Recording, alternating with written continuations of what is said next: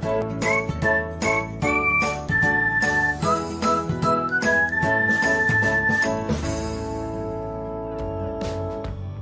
everyone, welcome back to another episode of Technologyglance. Today in this video, I'm going to guide you through how you can turn on trending places on Instagram Lite. So let's get started. Firstly, open Instagram Lite app in your device. Then tap on your profile icon if you haven't. Next tap on three lights icon. After that tap on settings. Next tap on notifications. Then tap on from Instagram. Then scroll until you find trending places.